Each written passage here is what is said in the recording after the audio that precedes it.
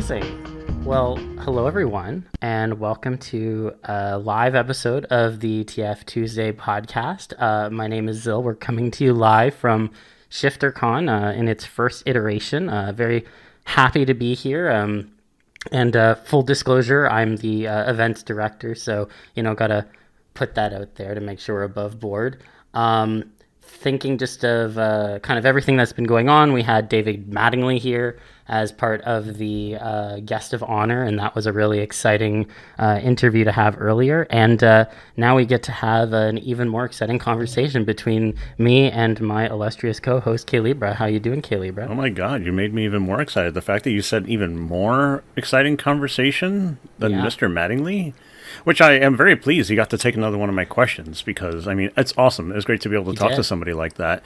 I don't ever take for granted that kind of opportunity. And I'm glad that other people took the opportunity to be able to, to try to reach out to him, get his insight on things because, obviously he has done so much to get us into stuff that we are all here for. Yeah, absolutely. And I guess I also got to mention for those who are maybe joining for the first time and have no idea what we do here. So myself and Libra run a weekly podcast on transformation topics. It updates every Tuesday. Yes, we are masochists because we somehow keep this going all year. But it's really exciting to be here at ShifterCon and getting to chat with you all as we always do. We're over 100 episodes into our run, so there's a lot of background content. Oh yeah. And you may think, how can you have so many things to talk about all the time? And the answer is we have brain rot. But also, there's just new things that are always happening, and there's always new people to talk to as well. We often have guests on and all of those good things. So if you enjoy the kind of live version of this as we go through it, feel free to check us out. We update every Tuesday. We take about 6 weeks off between seasons, but we're already in season 6, and so many hours of content of me and Libra just talking about shit. So yeah. And it's going to be evolving because every little episode, every little bit of time that we take into it is going to amount to something more. I want us to experiment. I want us to try new things and just be able to really share a lot of angles that we could talk about this stuff, because I know that there are so many people who want to talk about this stuff forever, and sometimes it's about the one thing and piecing that thing apart, and sometimes there are the people who just really want to hear anything and everything about it and just be exposed to something new. And so, we end up doing a little bit of both, and hopefully what we end up doing with this show is taking it to a place where we feel like we've done enough and we could just kind of put it away and we can be fairly satisfied, maybe even move on to something else. And the one thing I got to do is... But we're not there yet. Yeah, we're not there yet. We're still changing. We are still changing, evolving, all that good stuff. I know, but for real, we are. And, the other thing that helps us is the precious few who decide to give a little bit on Patreon. I really try to do my best. Well, both of us do, really, because this is a two-person operation. Ultimately, with clutch help from artists like Honey Bear and Pessimist, and all of our friends who give us ideas. And since we want to keep this stuff on schedule as much as possible, through thick and thin, through the collapse of our lives, or just new opportunities coming to us, we appreciate any help that people can give us. And so we hope that you take it in consideration, or at least show people it. I like it when people have been messaging me every now and again and telling me, I want to show this to my friends and stuff, because that's really what we want ultimately, for as many people who are interested to listen to us as possible. Agreed. And I'll just provide as one last little insight, because I know we have a number of our patrons who have joined us in the audience and really appreciate them being here. There's a little game that one of our patrons, Chozo, came up with, and there is a bingo card, so I've shared that in there. So if anyone gets bingo, please shout that out in the chat. We don't actually pay attention to it, and oftentimes end up teasing people by not getting bingo, but anyways, just wanted to put that up there because I think it's funny. So...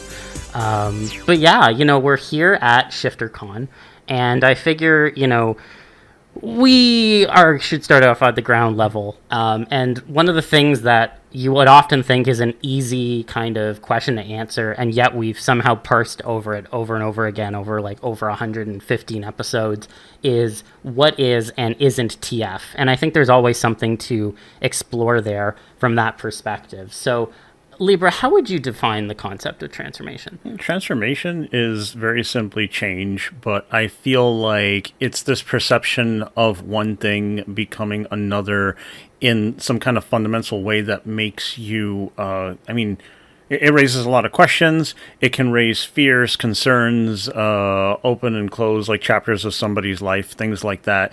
Because when people say something like transformation, it's a very dramatic word meant to just kind of express that whatever is happening is going to be so important to you, so vital. It often is used these days as like a very corporate buzzword too. They want people to feel excited by the prospect of change. Like, you know this, right? I do. On my day-to-day job, which is very corporate and I will not spend too much time talking about, we have seen a lot of uses of the word transformation. We have transformation managers. We have transformation catalysts. These are all roles that are like corporate now, and it's really jarring for me to be there and like see all that language, and every time I see it, I'm just like, wait, are they onto me? I need to hide. It's wild to me. I don't know. So I think in particular, like as a concept, transformation is something that it's more than just a trope. I think a lot of people think of it as a trope within fiction, but it goes a lot further than that. Like, transformation is something that is older than furry. It's older than a lot of other things that we often think about within the realm of, like, you know, animalistic and stuff. I mean, it's been part of mythology in culture for thousands of years. And it's this, I think, inherent fascination with the other that we, as like a species, have always just been really preoccupied with. I think there's a sense of wonderment when we look at another creature or an object or a thing or a person, and we go, you know, what would it be like to be that thing? Or what would it be like to transition to that thing? And I think that fascination with the transition is where the transformation fans really come in. But broadly speaking, it's a storytelling device, and it is a focus that has been evident in every single culture across the world for like time immemorial. And I think that sort of embeddedness within the culture of like the human species writ large is a testament to how accessible it really can be in a way that sometimes a lot of other kind of niche fandoms don't necessarily have that kind of reach. Yeah, and the thing that I think the perspective that's really important as to why something could be, you know, universal culturally and historically, because I mean, all of us came out of the woods pretty much. We all came out of the woods, and we didn't understand anything, and in order to try to understand something, you try to empathize or put yourself in the position, and maybe you try to think, you know, what's it like to do this because this is really effective, or this is very dangerous, or this is how they stay safe. And before you know it, you're conceptualizing what is this thing, and then start to think, how can I be like that thing in order to maybe survive or succeed, and all those other things. How do I express myself to someone else in a way that gets across the things that I want them to know about me? And I remember hearing some kind of points and about, like, for instance, like gender, right? And like how, you know, and how the construct works. And trust me, I'll get there. But I was given the consideration of when people say they consider themselves to be some kind of animal or something like that. Now, this is to not get into the kin stuff or the Therian stuff or anything like that. I am not talking about that. I'm talking strictly conceptually, socially. The idea that somebody could be referred to as, for instance, a lion, you know, and that being said, it expresses the kind of reputation, the image, the impression that people leave on each other or someone else. And I think that's really cool. And it's really fucking cool when you get to really, like, think about it more. I don't know. Everybody got something that they get into that really seems to resonate with them. And then when you start playing with the very concept of being able to change, or the avenues to do and things like that, that's why it's this whole world. That's why discussing what it is so many different parts. It's so many different perspectives, and it's why we can keep doing this for so fucking long. Exactly. And, it's interesting because I think that, especially, we're in a space where we are all very interested in transformation. We all have different angles that we come at it with, but we've all kind of come together into this space to talk more about it. And it's funny because I find that in many different cases, there are like folks who come into transformation spaces and they are interested, but there's also broad swaths of transformation that doesn't interest them in any way. And sometimes it's like, oh, well, I'm into TF, but I find this thing kind of weird. And so I was curious why you think people sometimes will almost like, for lack of a better term, sometimes there's like almost the reaction of like a normie person of like, oh, well, not that, like that's a bit too far for me. And I'm curious if you have any thoughts as to where like that kind of like reaction is centrally coming from. It's actually, I think, way simpler than anybody can think, because it confuses me too, and it confused me a lot when I tried to get into the space and wondering, why are people being so weird with me, and why can I not seem to get with these other people? And it really has to do with groups of people are alike generally across any kind of social circle.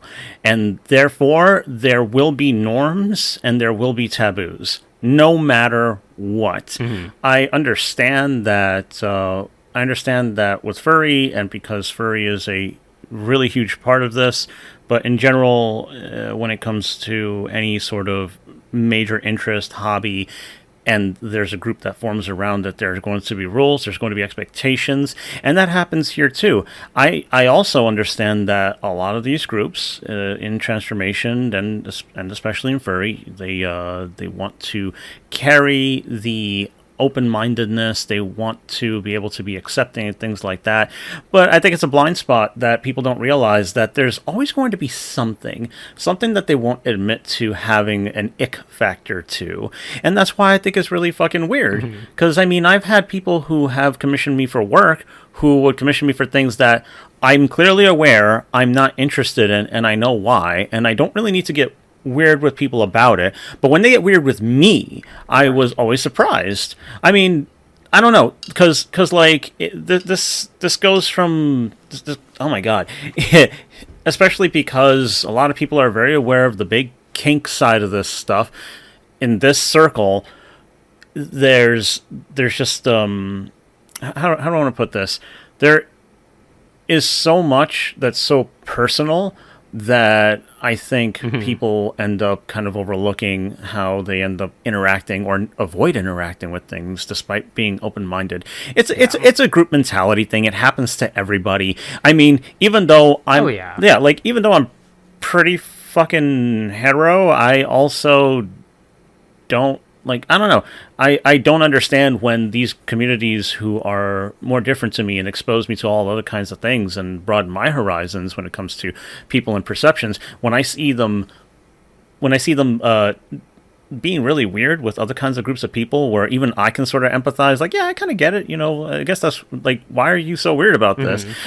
Look, okay, Zil, you're obviously a very different kind of person. And just, you tell me, you got stuff about this too. Yeah, I know you do. the thing I wanted to say was also that, to that point, I think in many ways, when we come into these spaces, I think a lot of us are exploring ourselves and exploring what interests us and what doesn't. And I think in many cases when we see something, like a kind of a TF that maybe we aren't inherently interested in at first, there can be that sort of recoiling reaction. And sometimes it's just because that's not something I'm interested in and I move on. But sometimes, and I think this is the sometimes more telling thing, sometimes when we recoil, we're recoiling also because we see a little bit of interest in that thing and we're not ready to admit that to ourselves. So I think oftentimes of, the self-exploration that a lot of us do within transformation, there is this constant kind of bumping up against certain boundaries that we've set for ourselves. And sometimes those boundaries are societal and sometimes those boundaries are just inherent to our interests. But when you start to bump up against them, it really comes down to how comfortable you are with yourself in many ways when it comes to either admitting that you might be interested in that thing, or conversely, it's just not something for you and you can kind of move on. And I think when you're in kind of that in between those two states, that's when you can kind of get some of this, oh, I don't like this and I'm going to say I don't like it.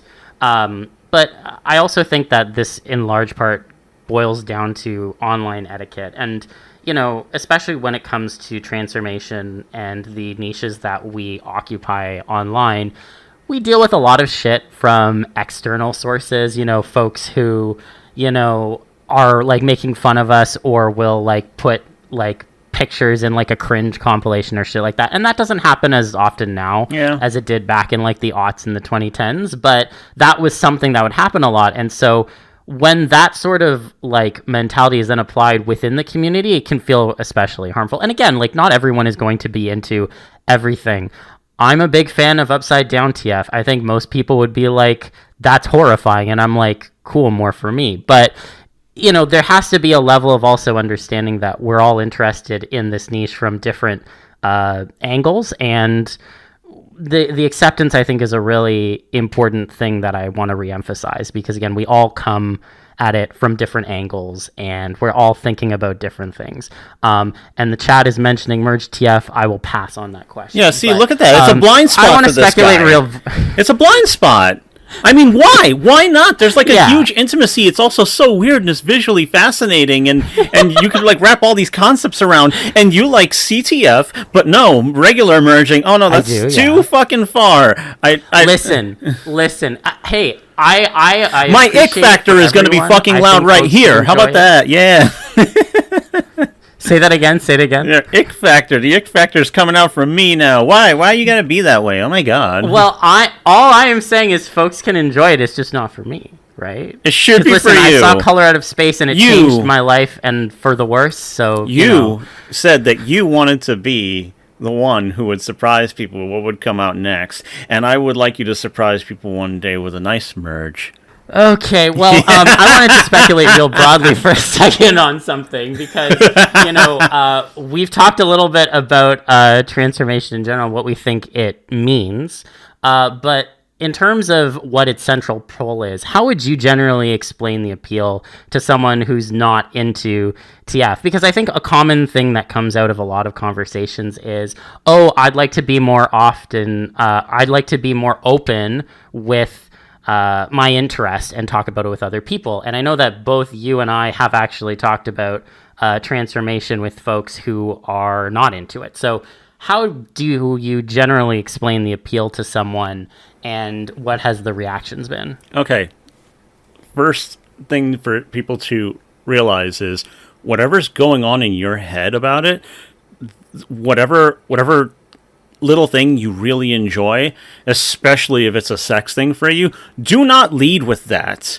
If it is the only thing you can talk about and the only thing you're willing to talk about, and that's the only thing that really matters to you about it, that's fine. But then don't just bring it up with people like that you don't know, or that it's not the space to do so. You read the room. You always read the fucking room, because that's what you do with anything. So yes. But assuming that it's not just a sex thing, or maybe it's not like, or maybe it's just a thing that you find deeply fascinating, but everybody's made to feel very uncomfortable about hobbies and passions in general, just know that everybody's got something or would like to be into something, and there's always common ground. Everybody knows something about somebody turning into something, and then you could just kind of work that idea into why you like it. Why do you like, so you draw these people like doing the whatever? Like, oh man, that's like weird, or that's gross, or they can react like that. And that, first of all, that's not always a bad thing. That's just their initial reaction. And then you could say, and then for instance, me, okay, because of what I draw and how I like to draw it. And if I show people something, and no, it's not always gotta be fucking porn because I know better. I can lead with something like, this was one of the fucking coolest things I've seen in movies, and I thought that when they did it great, I couldn't get enough of it, and I could watch it over and over again. I could pore over the details. Yeah.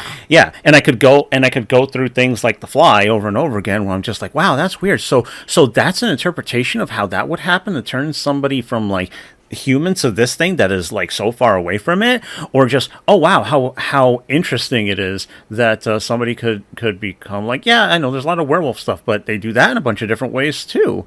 And then, later they came, like, there's like dragons, there's like, hell, I even got lucky and there's like a frog girl one, and it's just so good. And you can meet people on just the visuals alone, or again, David Mattingly again.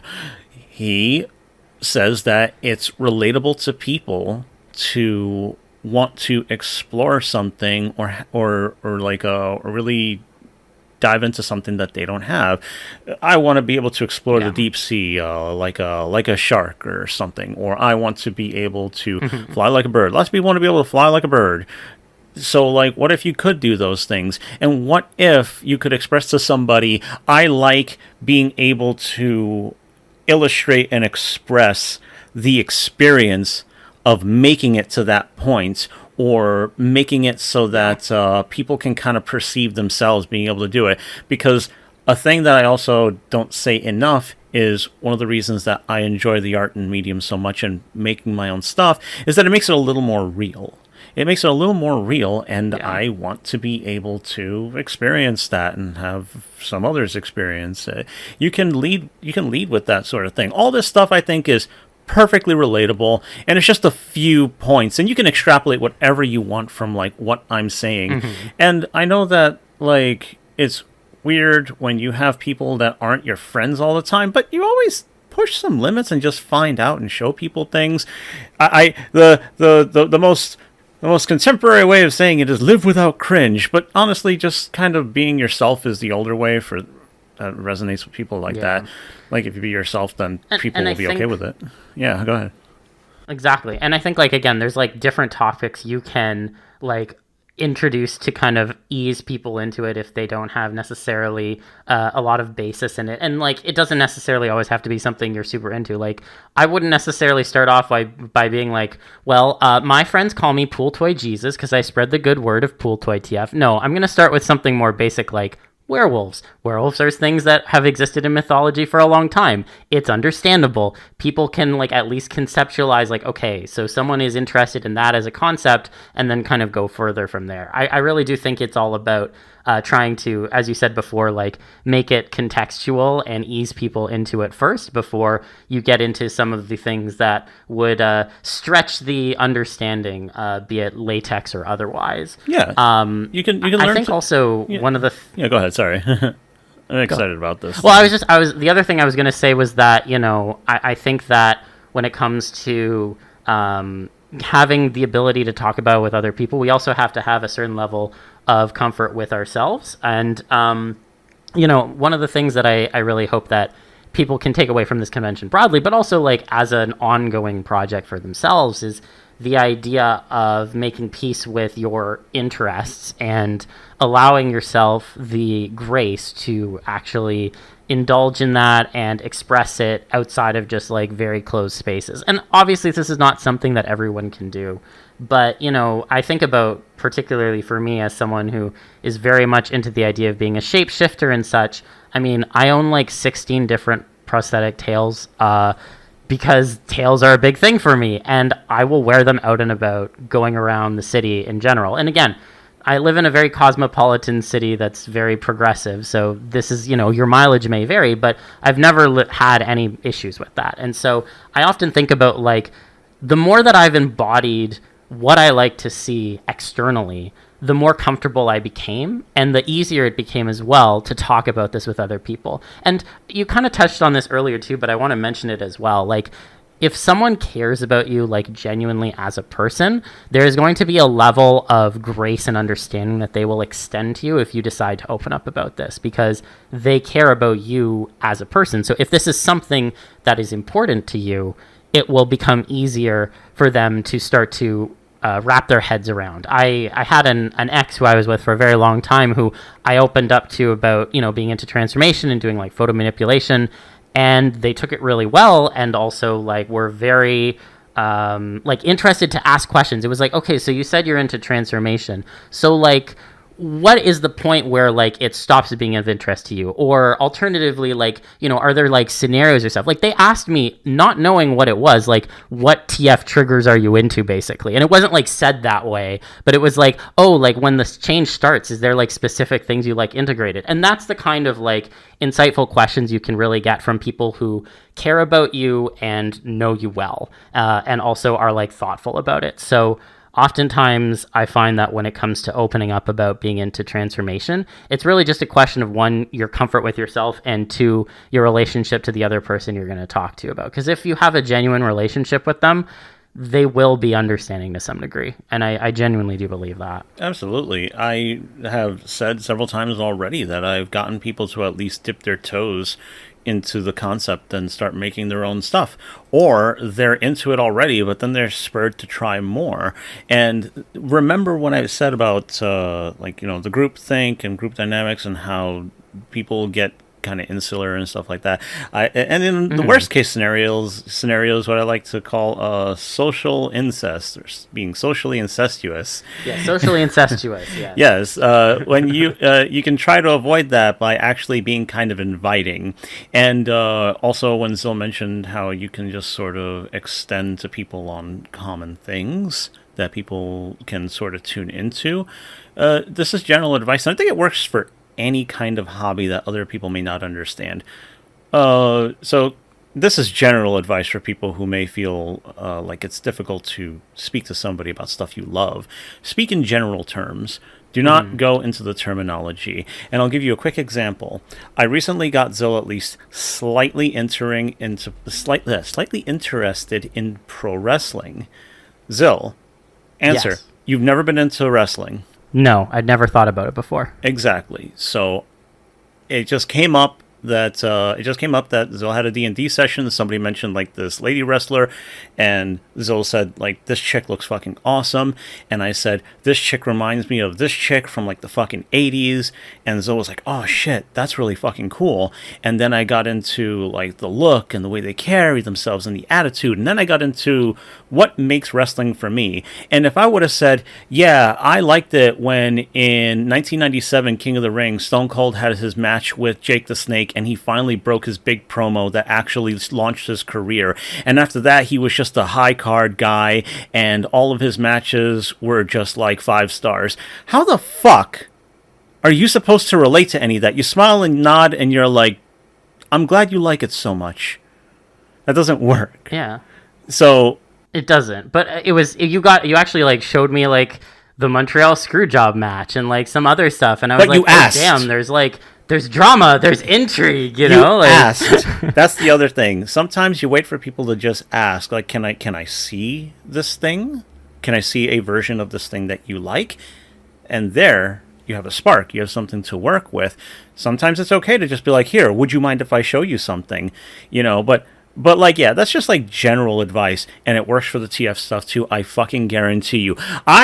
I can guarantee any of you people that with a group of 3 motherfuckers who I meet like on any random occasion, if I hang out with them like 4 or 5 times and I bring up that I draw and then I show them what I make and then I test it and I'm just like, do you know people make porn of this stuff and gauge their reaction? I could probably show them at least one piece of porn in a socially acceptable situation and then be like, wow, that's weird. And then move on, and things are okay. Yeah. And then, of course, bonus cosmic points if they're like, there's something to that. I get it. You can do it. Yeah. I swear you can do it. And that's happened enough times. That it's pretty fucking cool. So yes. But yeah, I wanted to talk a little bit about ShifterCon for a second, because obviously we're here, the first ever real TFCon outside of like that's why there's a chat now. Transformation Story archive handouts. That's why there's a chat now. That's why there's a chat. I just noticed there's a chat. Yeah, there's a chat. Yeah, why? But the ShifterCon I was saying. I had no idea this was. No. What I'm saying, this is the first. I had no idea. Sorry, what? I don't know what you're talking. I'm fucking with you. Don't worry about it. Okay, sorry. So we've got the first TFCon in real life outside of like the TSA hangouts. And if you know what the Transformation Story Archive is, you can qualify for a veterans discount. But anyways, so, outside of those like real life hangouts, this is really the only real life con that has ever really existed so far in terms of transformation. And so I was curious how you would describe the feeling of being at a transformation con, even if it's still just like virtual for now. Okay, I am very cautious about all of these things because it can be a monkey's paw-ish. I think it's very cool. Of course. Okay, in one way, it's a major relief because the way I've had to exist on the internet and sort of meet with people who resonate with me, I've had to kind of touch into different communities. And I understand that people say there's a TF community, but the more apt term, as far as I'm concerned, is fandom, because there really are like the salad bowl social theory. It's the circles, it's the pockets, it's all this kind of stuff. I'm a this kind of fan. That is what's everywhere. So then there's trying to find people who are just into transformation as a broader thing, who may not be into everything you're into, but they're open to the concept, and they just kind of are cool with being curious about more, or seeing more, or appreciating things. Because there are a few artists that I've had the pleasure of getting to know or speak with. Like I noticed, the audience when Wolves Cry Out is here, and if you look at my work versus Wolves, it looks like we don't have a goddamn fucking thing in common at all. We're two very different kinds of people too, but I like what they have to bring to it, and I feel very pleased that somebody who has a very distinctly different approach and interest in the whole thing could look at my things and find appreciation for it.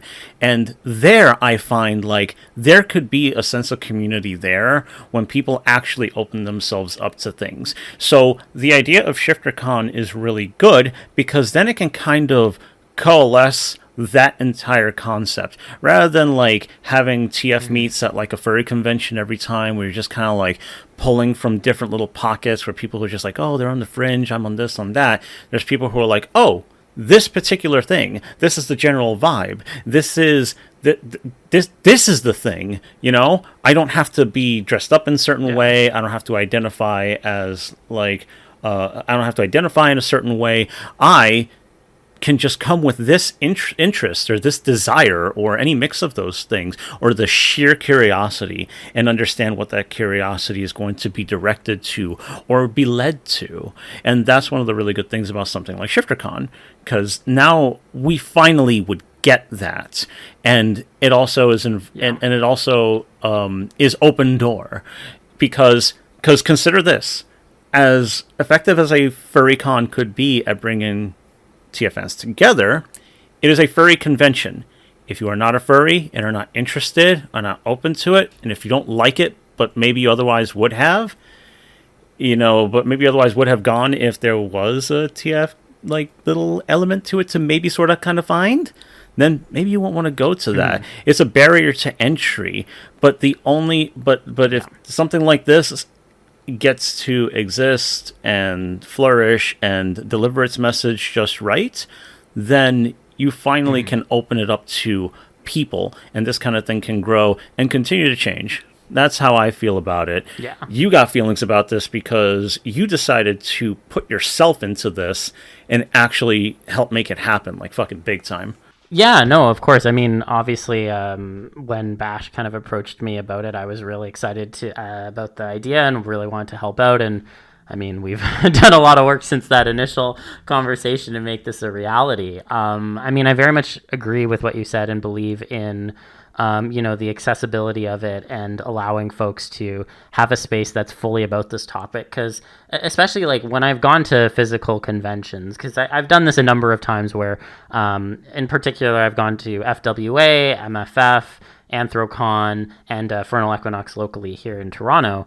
And oftentimes when I've gone to some of these big cons, I'm usually one of the people where, you're looking through the schedule and you're like, oh, what TF stuff is going to be at this furry convention? If it's one of those three, there's probably going to be something on the schedule that I'm running. Because I believe very strongly in community building, but it also does feel like, we're creating little islands in spaces that aren't entirely our own, because, it's great to have a good TF presence at a furry convention. I know Anthrocon this year in particular had a bunch, and I know there's a few that are going to be coming up at MFF this year as well. But it's never like a space that's fully dedicated to us. We're carving kind of a niche out of this other convention. And so, oftentimes when I go to them, I am really excited, and I always get to meet a bunch of amazing TF folks.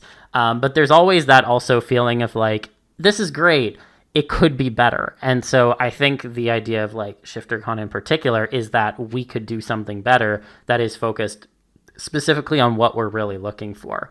And, I think in particular, when it comes to like a lot of the transformation spaces online, they are all very scattered. And I know Bash kind of like alluded to this in kind of the opening ceremonies. We have like folks who are interested into transformation from the furry side. There's folks in the anime side and like the horror side and a lot of other things. And oftentimes these will all like overlap to some degree, but we really are kind of a bit scattered. And so having a space to kind of come together is one that I find really valuable. And, I think in particular when it comes to like the in-person conventions, I oftentimes, when I go to them, the one letdown is often the dealer's den to some degree, because one of my big things will be I will try to buy tails, because again, this is just how I am as a person. But there's only so many like TF related things in a dealer's den, and there's only so many artists who would be willing to take on like a physical TF commission at a convention. And I think that like just seeing like the dealer's den here, it's really like eye-opening to have so many folks who have come in to like vend TF merch in one central place. And again, like one of the, something I saw earlier as well, I think it was either in like the chat on the main stage or just in general, was like someone was saying like, and this happened multiple times, like, oh my gosh, there's so many like TF artists that I see online, or TF folks that like are all in this one space. It's incredible. I've never like seen that before. And I think that sense of bringing people together is just so crucial, especially if we want to continue to kind of cultivate spaces that cater to ourselves. Because at the end of the day, we are underserviced in many senses. I mean, hell, when I like kind of was working on the podcast, one of the things we were talking about was like, oh, like it's kind of wild that there's only one that's really active right now. Like that, for a community that has so many people, that seems like a weird kind of oversight. But a lot of times it's just because we're so disparate and we don't have the ability to kind of come together into these spaces and actually have conversations like this. Mm-hmm. When you get people that meet, there are things that can spark, and then also people can just kind of pool their efforts together. Because, as I mentioned at the top, and yes, I plugged the Patreon, I'm doing it again, but this does take a lot of time and effort, and when you're trying to scrape by and live, and also maybe you're just struggling with your own shit, you can have ambition, and that's great, but even if you bite the bullet and really push and try to do something, that can be overwhelming, and sometimes you burn out. And hey, how many people listening right now are aware of so many artists that have just seemed to have disappeared because it's not something that you can really just live on? As much as many try to, very, very few make it. I wish I could live on it. Yeah. But luckily, I have been in a position to be able to do these sort of things, and also just do smaller, simpler things, like my own Discord server or my art pages or whatever social media things.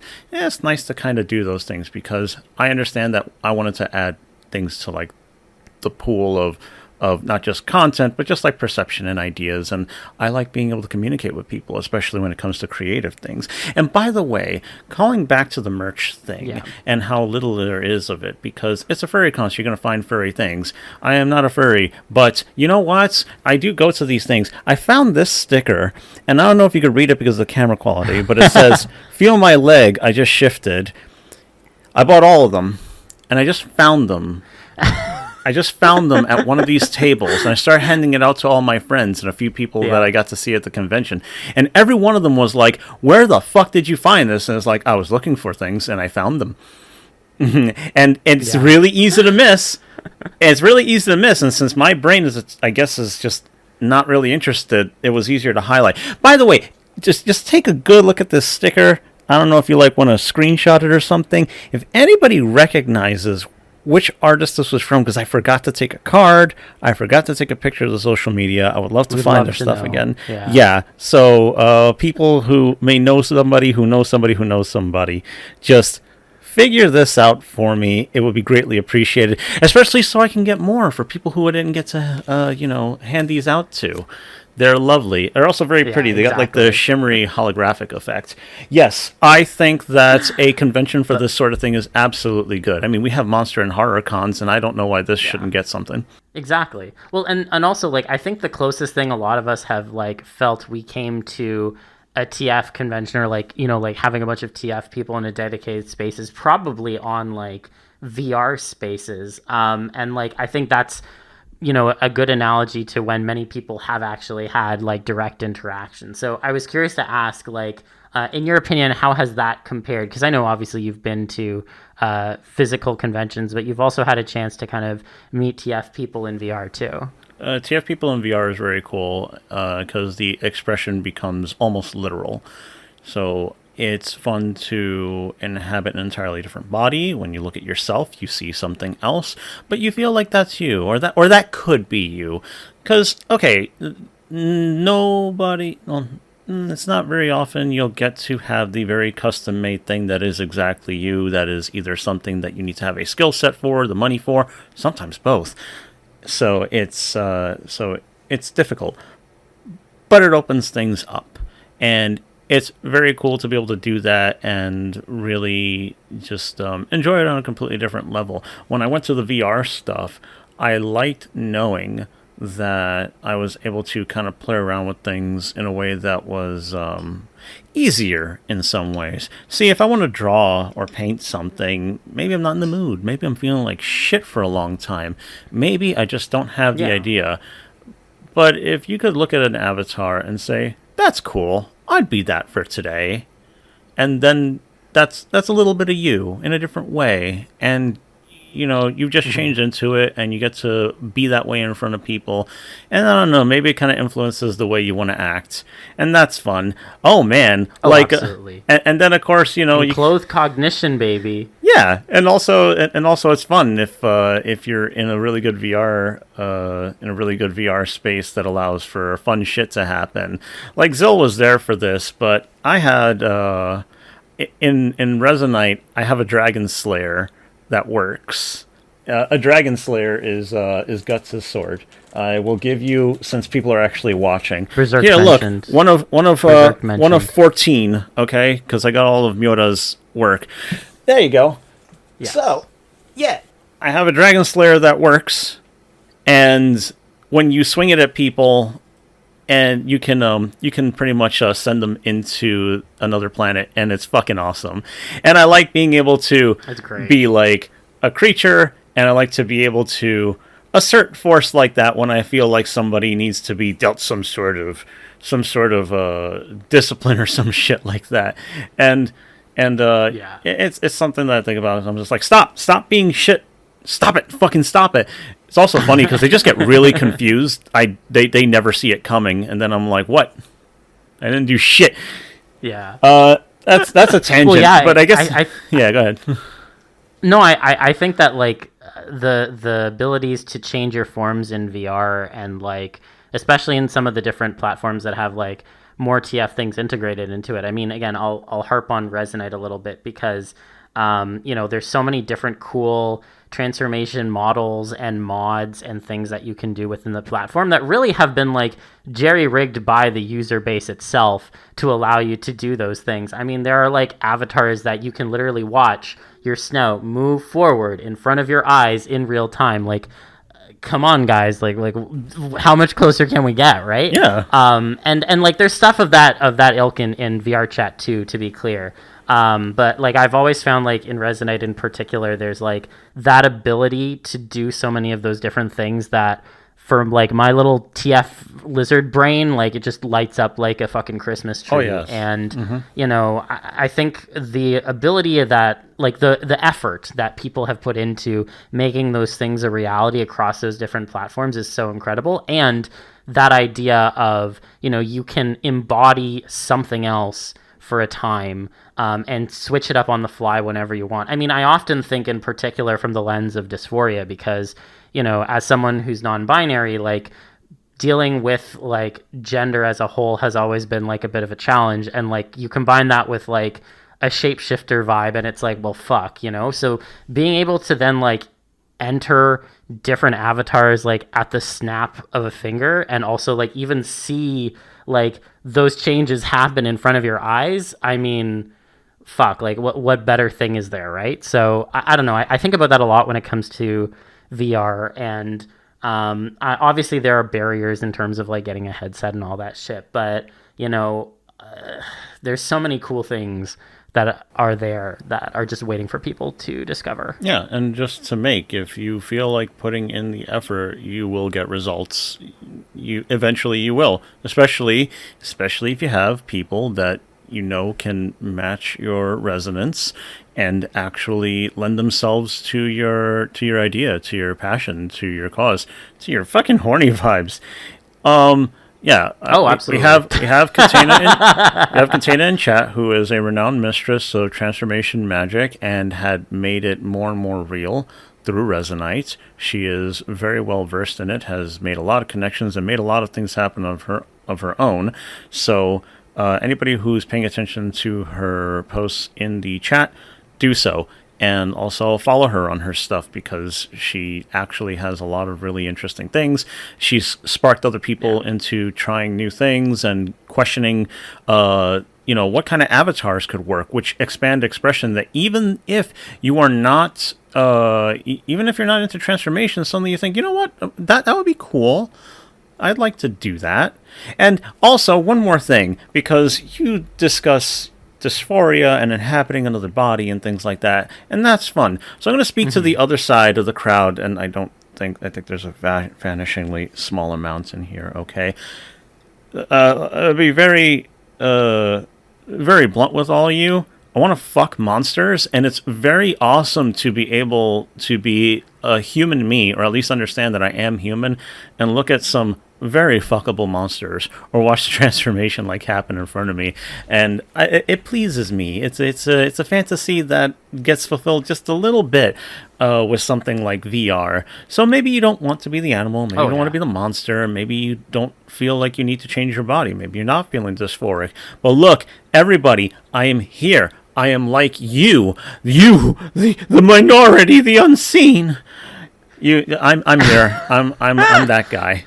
I mean, you're saying this like I also don't want to fuck monsters here. Like, come on. Like, I'm shaking your hand on that. But I think you would prefer to also be one. The key difference being, I would love... But both. Why not both? Because you do not understand. And that is why I am here, because I'm here to represent you people. And that's why there's two of us instead of just one of us. That's true. Yeah, just like... Well, I want to ask like one last question. It is fun. I want to ask one more question on the front of conventions before I move along, just because I'm keeping an eye on the time. What advice would you pass along to past you when it came to embarking on your first convention experience, specifically as it pertains to navigating TF like here at ShifterCon? Okay, this is not going to be an appropriate answer because this is the first experience of its kind. Because if I weigh Fair it... enough. Because, okay, look, I'm here. I have some fans, which is weird to say still. And I have an interest in this.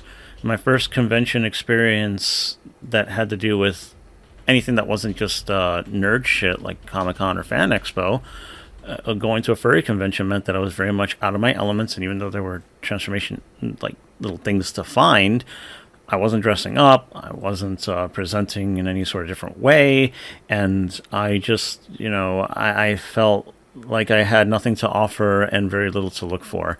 So it was actually not great for a long time until I, kind of let go of the idea that I had to be aware of where I was and temper my expectations and not feel like like I was either wasting my time or being ignored or being disregarded or I'm not good enough, like the general feeling of being not good enough. I think that when people go to a convention and they hope to maybe see somebody, then there's like this little hierarchy thing that pops into the brain that makes you think, oh man, if I see this person, it would be awesome, but I have no idea what I would say, and who am I? I'm just a fucking nobody. Maybe they want to talk to me. And hey, listen, you take your shot. If you really want to meet your proverbial heroes and see what they're really like and maybe have an experience, then, take your shot. You might not regret it. And if you do, well, I guess you'll have to cope with that. But, just with as few regrets as possible. That way you don't leave and just been like, damn, I should have said something, and then feel bad about it for some reason. And so I think those are the most important things when it comes to going to like a convention experience. And if I want to narrow it to like the transformation thing, and I guess try to put together a scenario that I haven't really expected. Okay, say I'd be going to one first time. I am 8 years younger or something like that. Maybe I haven't built a reputation or gotten into as many people's heads, and I just kind of want to be around. I guess kind of being open to opportunities to just talk to people, and also not allow like a starstruck thing to overwhelm you or something like that, because these are all just fucking people. You just had somebody earlier in this convention discuss very candidly on the street all this stuff about his fucking career, and his battery was dying, and it's just like, oh, here's my wife, and all this other kind of shit. Everybody's just people. Bring them down to your level, because they are on your level, for better or worse. Even if I really dislike somebody, I'm like, get the fuck out of here, Damn, man, we're gonna have to work out the fact that we're on the same level somehow. And I think that's good to temper your expectations and just also try not to be too overwhelmed by certain things. And what do you think? I mean, honestly, I think you captured most of what I was going to say, to be honest. I think that, like, treating people like they're people is a huge thing. Like, you will have a little bit of fanboying. It's fair to have, but also, like, remember that everyone is, like, a person at the end of the day. And if you want to build a real connection, like, meeting them where they are and not doing some, like, weird parasocial stuff, I think is a really good kind of just advice to do in general. And I guess, like, when I think about, like, myself personally looking back as well, like, my first furry convention was back in MFF of 2018, which feels like a bajillion years ago. But one of the things I remember about that convention in particular was how, like, I went around a lot and I didn't talk to maybe as many people as I wanted to. I honestly, I did pretty good, all things considered, for my first time.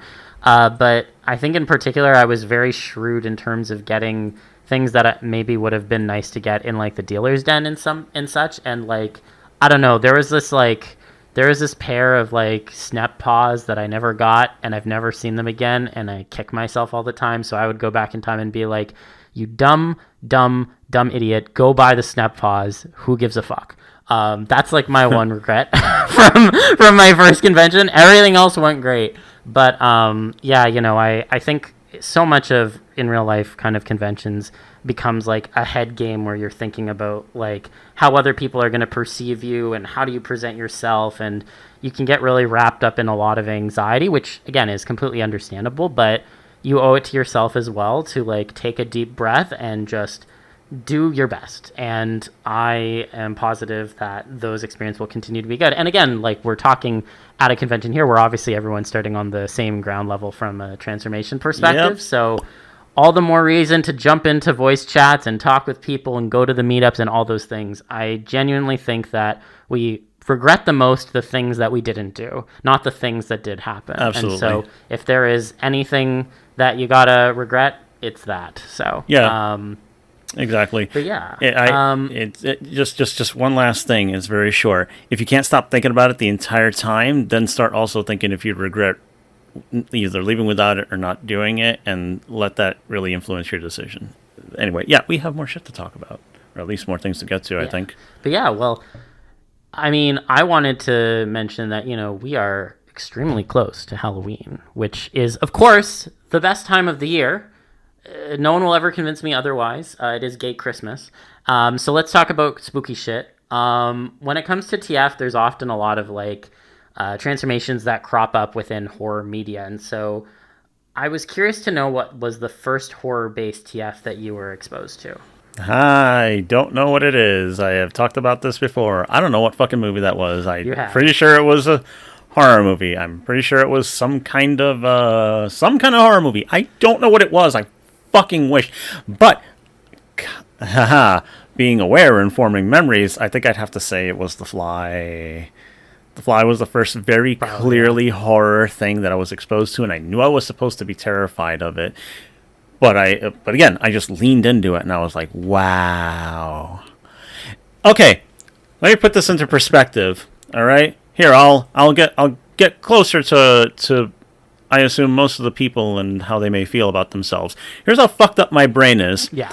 At 8 or 9 years old, I watched The Fly, and I was like, this is the coolest shit I ever seen. Can I see it again? Oh, the TV's not going to play it again. I don't know when I'll see this movie again. But I want to see it again, because that was the coolest shit. And then, at 11 or 12, I see Jason Goes to Hell. That movie made me cry, because I was so scared. Oh. I ran the fuck away. And the prologue to that, by the way, was I was 13 or something, and I felt I was maturing and becoming tougher and stronger and smarter. And I rented the movie and I watched it, and I was like, man, why is this boring now? I expected to have to brace myself. I wanted to harden myself to it, but no, I guess whatever. But The Fly is still good. Can I watch The Fly? Yes. Can I watch? Can I get into these other things? Oh, what are these games? Oh, there's 3D. Oh, there's monsters. Oh shit, they're turning into stuff. Parasite Eve, that's an interesting looking game. Yeah. Also Species. I watched Species when I was 11, and that movie was supposed to be a horror movie. And yeah, whatever. Hot sexy alien. Yes, please. Yeah, queen. Whatever the fuck. I watched it and I was just leaning in what's happening to her? That's so cool. And yes, it went completely over my head that the entire thing was about sex. It's just a fucking fantasy. It really is. It's just a horror spin. But somebody wants to fuck that. Although Giger probably did not want to fuck that. Here's a fun fact. Probably not. No, probably not. No, not probably. Here's some perspective, because people have compared my work to Giger, and that's really fucking weird. Cronenberg and Giger. Yes. First of all, I don't know what to tell you people.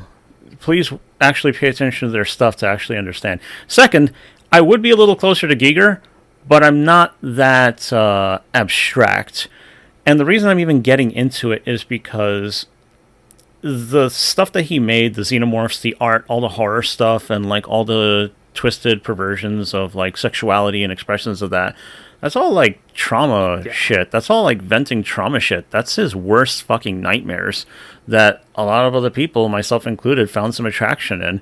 I think it's just good to I guess I'm saying all this just to make sure that people understand that horror has different effects on people, and then they change you and they change your perception of things, and before you know it, you're like, oh, so that's kind of what's making me tick, or what actually scares me, or what I want to delve into. I appreciate that I have been able to be fascinated by that as a kid instead of being horrified. Again, I have no fucking idea why. Something in my head. If you believe in some kind of deity or something, find this deity and have them explain to me why they made me like this, because most kids would just probably run. Or maybe it's simple. Maybe it's the fact that we're not programmed to be scared of shit because we don't know what it is all the time. First it's got to scream at us. Oh man, it's funny. So I was trying to think as well as to like what my first one probably was, and it's challenging. It might have been the first Alien movie if we're counting that. If we're not, it might have been like Invasion of the Body Snatchers, because like I did see that when I was rather young, which probably maybe I shouldn't have, but whatever.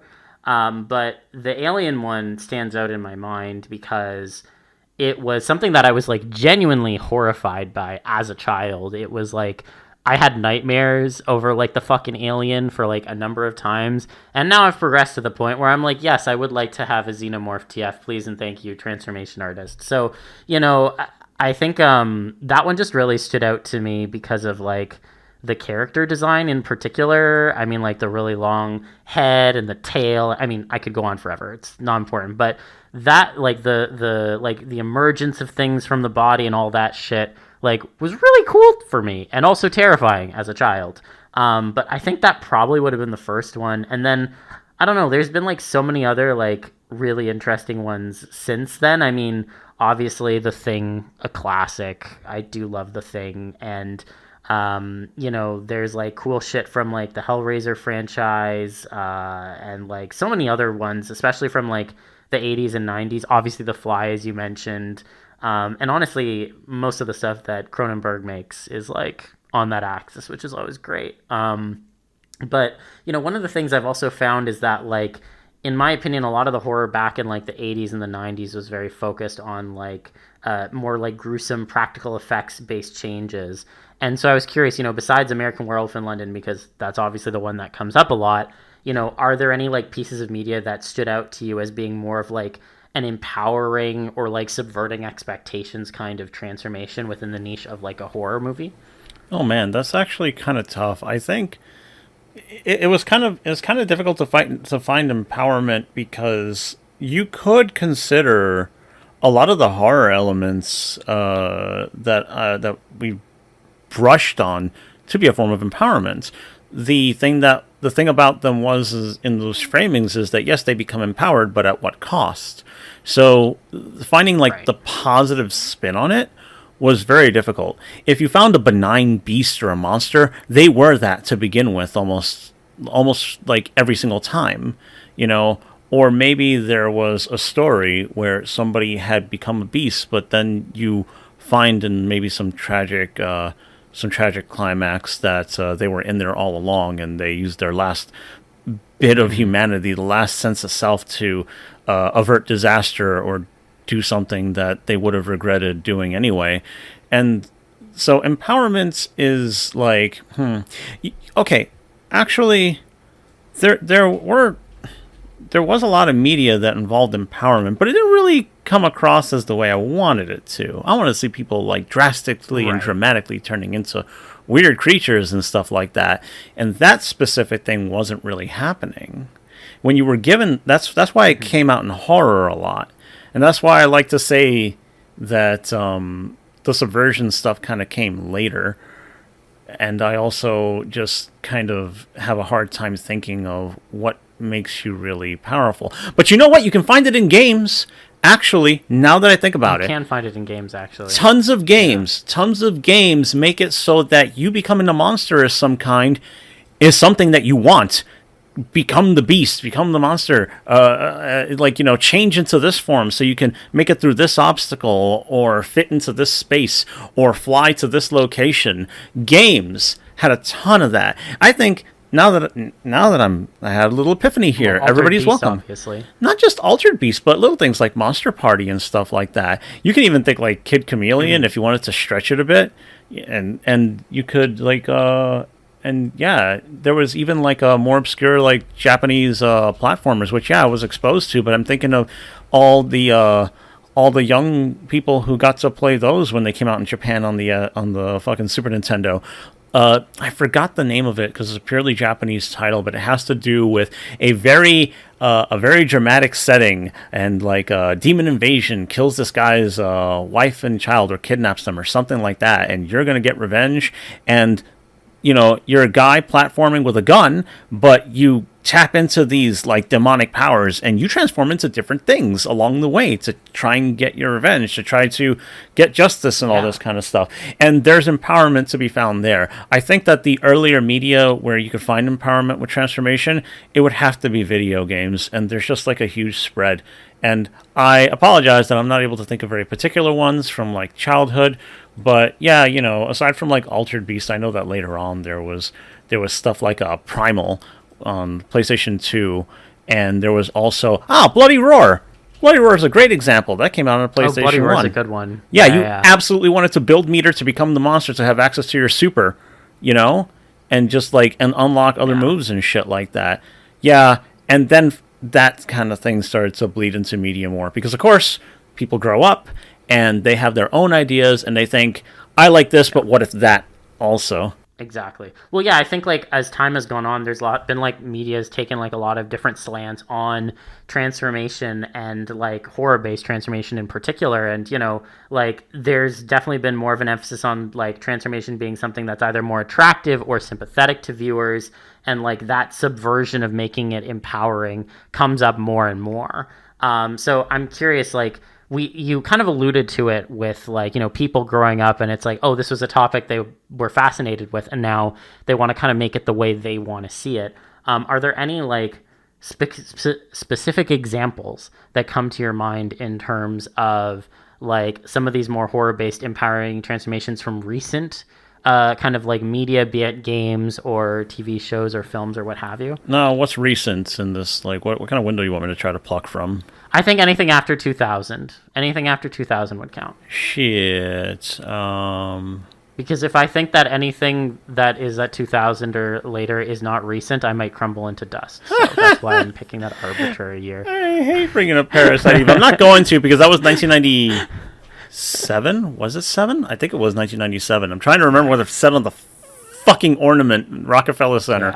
I think it was 97. I'll give you an example, actually, while you're thinking of it. I was trying to remember when it came out. So Dog Soldiers came out in 2002. I looked it up. So that would technically count. And, you know, there's a lot to be said about how some of the transformations get handled in it, but it's very much seen as like an empowering thing, like, you know, and also like, you know, something to like combat against. Rest in peace, Spoonie, you were a real one. But, you know, like I think about that one, like that one is very much on like focused on the empowerment of this like horrific sort of transformation, or even like Van Helsing. I mean, that's another example, obviously. Yeah. And I guess it's just kind of tough. Okay, because I think the reason I have trouble thinking of it so specifically has to do with I feel like I've had the transformation themes that I really enjoyed. There are a lot of stuff over the years, and I've harped on this, that there are many people who think, oh man, there isn't enough TF in media. Yes, there fucking is. So now I'm trying to think, what was remarkable enough for me to remember? I mean, I guess that's why I also mentioned Primal. Primal was really cool because it had to do with this human lady who got sucked up into this other realm kind of conflict, and it was this sort of like having an adventure through like a coma thing. Like it was really weird, and you can call it dumb, but it's honest and it's sincere, and it was fun, and I wish they would revisit it. And it was the one time that I remember seeing a human being like intricately turn into like a weird monstrous version of themselves and actually seek out like the power. And there's like one where it's like there's like a ram, so it's kind of like power. It's like, you know, kind of like a harder look, the curved horns and stuff like that. There's an aquatic form, which is more sleek, and you could kind of imagine that. I think there was kind of like a more like generally beastly one. I'm pretty sure there were 4 different forms.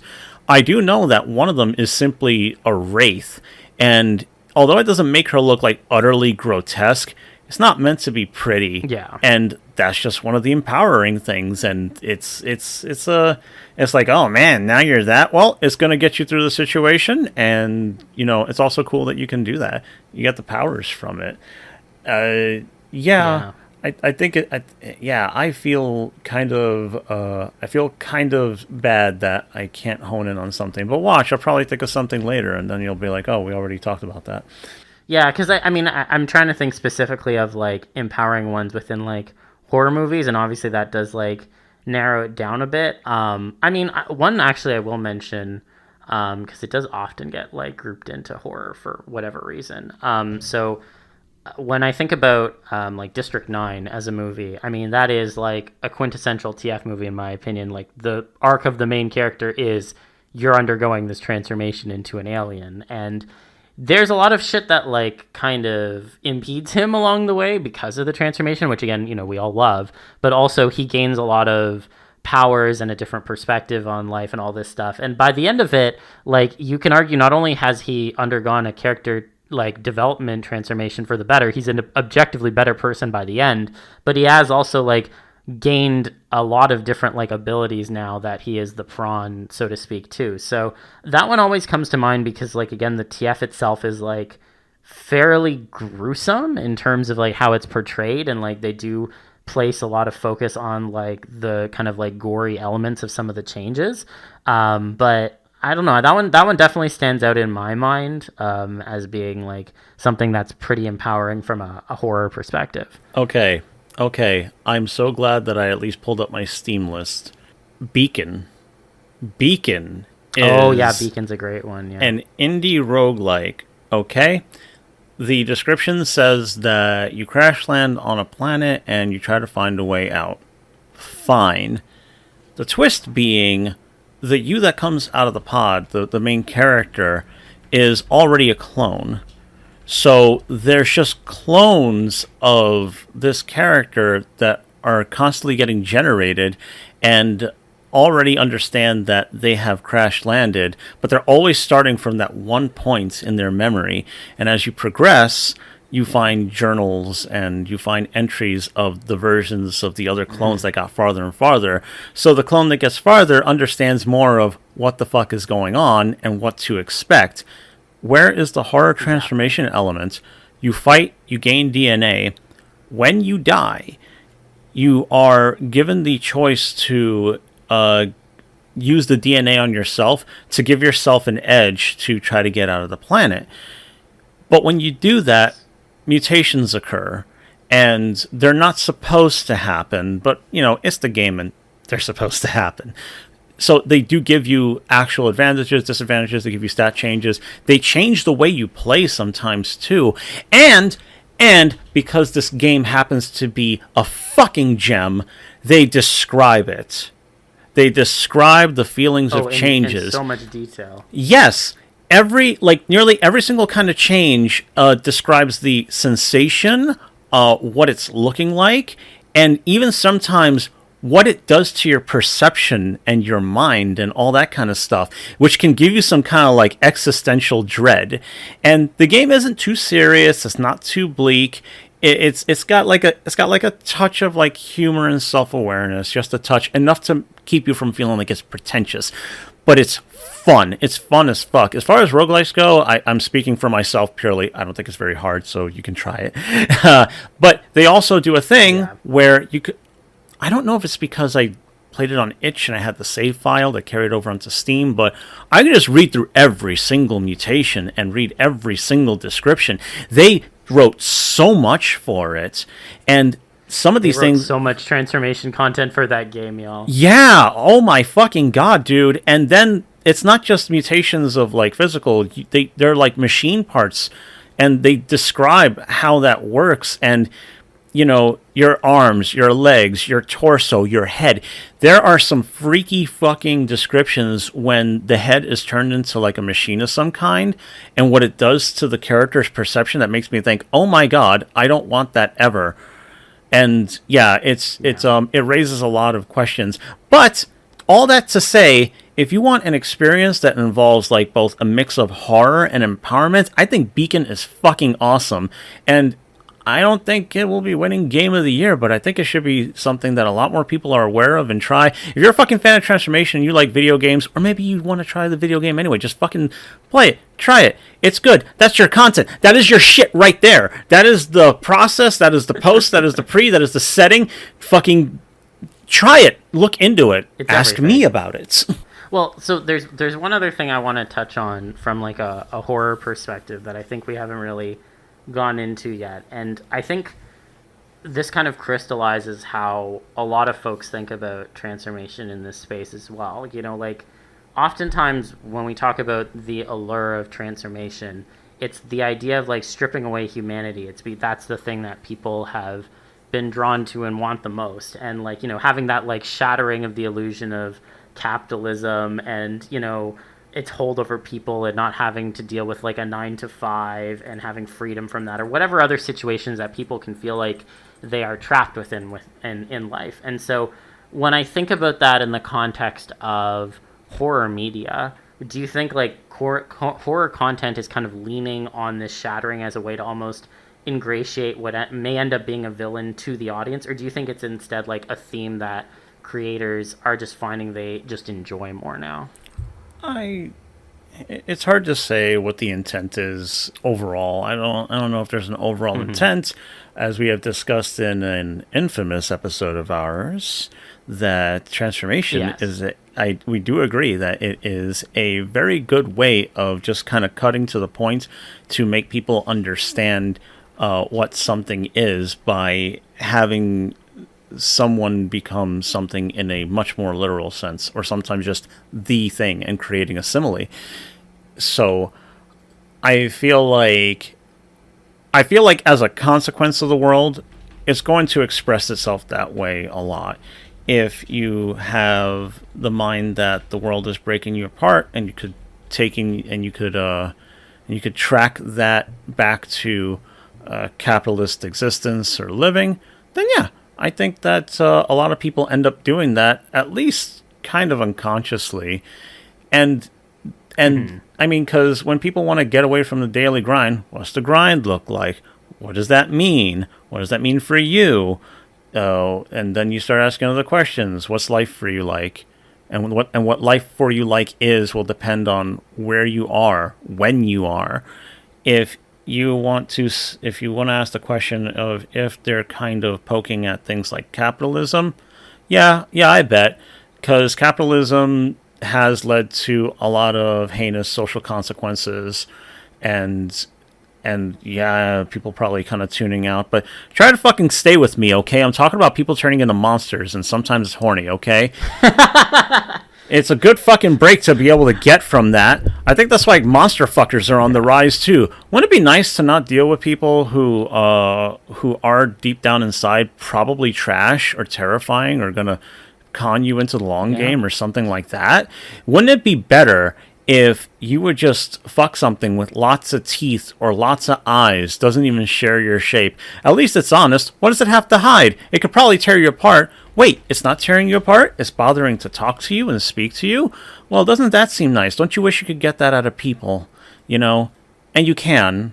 I think it's very sad that more and more people are starting to feel like they cannot get that from other human beings, and maybe it even kind of pushes them away from feeling like they even belong or consider themselves human. But, you know, we can have that.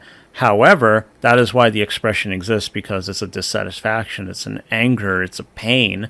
And you know, if you want to include transformation into it, again, from an earlier point, the concept itself allows you or anybody to insert themselves into a thought experiment, a fantasy, something fun. It doesn't even have to be that deep sometimes. And you know, also, if you want to use it as a storytelling device, what if fucking capitalism is turning people into actual dangerous fat cats or greedy pigs? Why not? You could lean into that all you want, and frankly, artist politics is your views and your expressions of what matters to you are always going to bleed into your work, and therefore you could probably always track this stuff. Well, not always, but I think with time you're going to begin to see more of it. And if you want to assume that, then it could be a safe assumption. Or sometimes people just kind of want to blow a load. Yeah.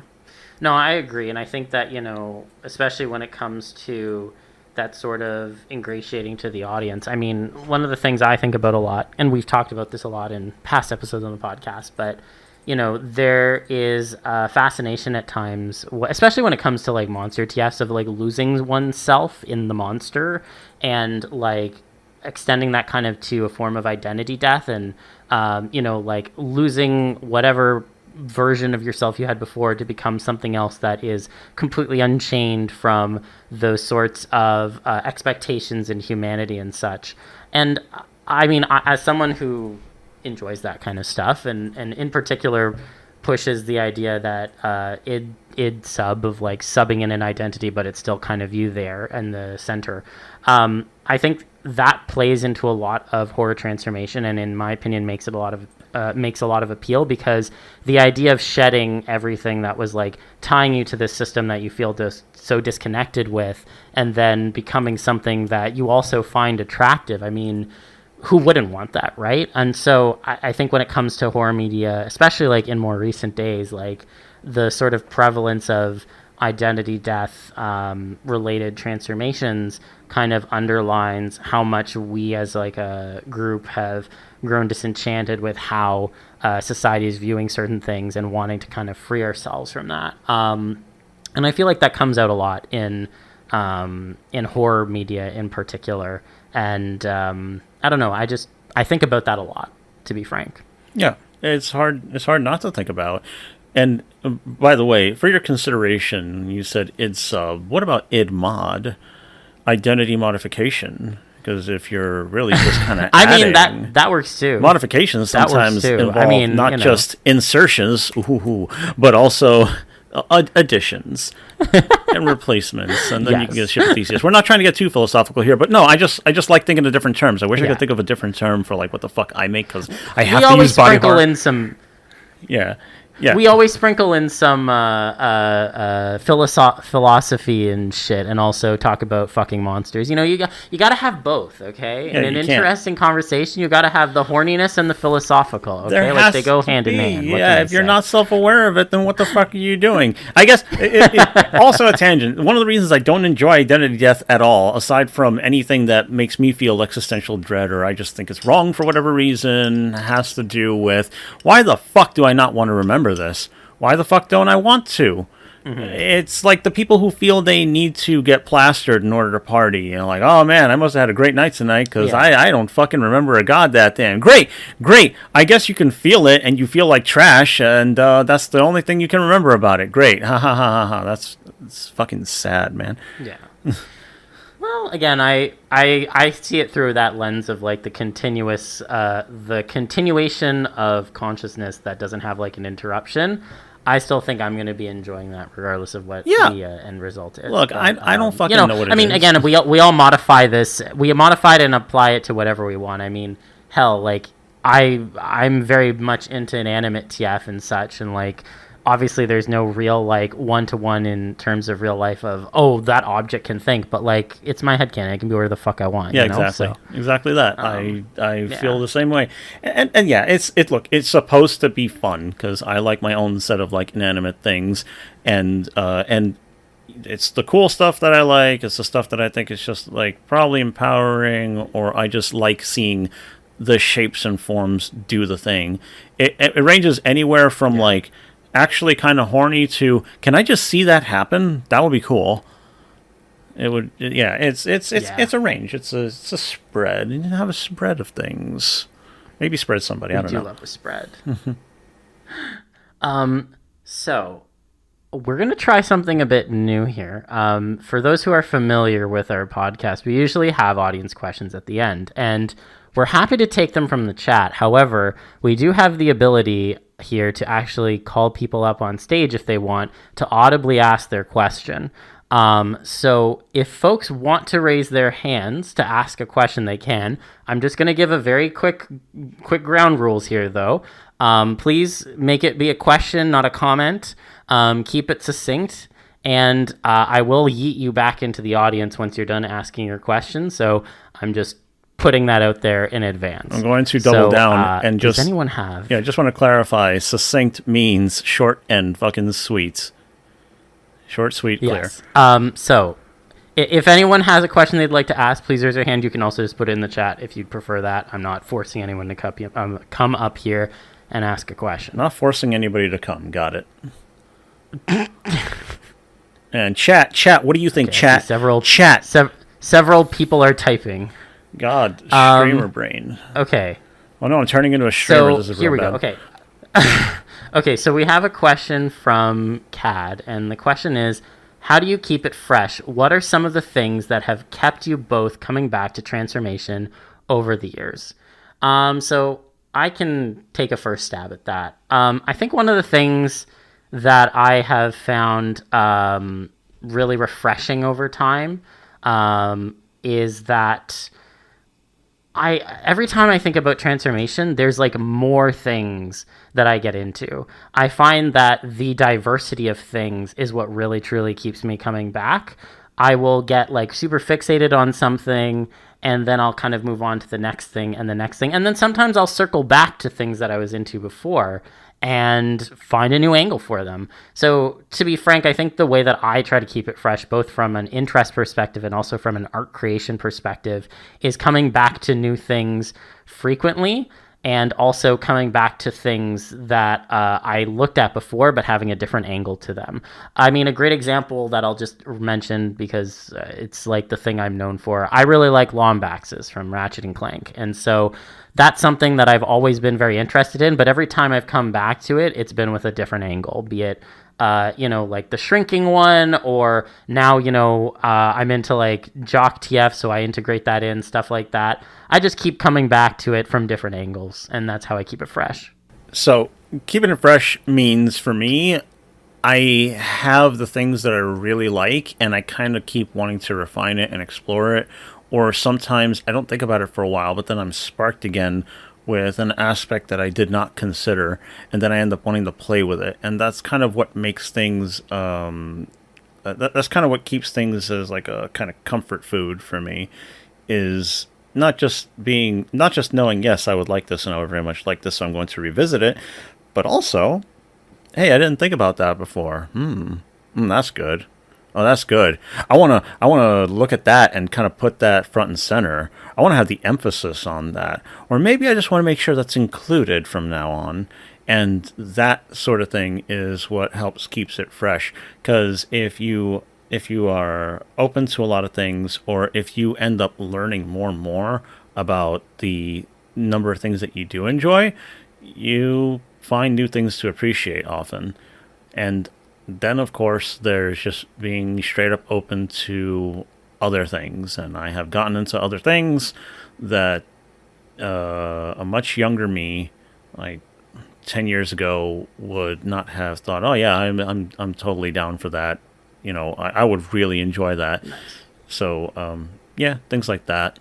Yeah. And I am reading the chat, and it did not go over my head that somebody wants a fucking Gunpla show and tell.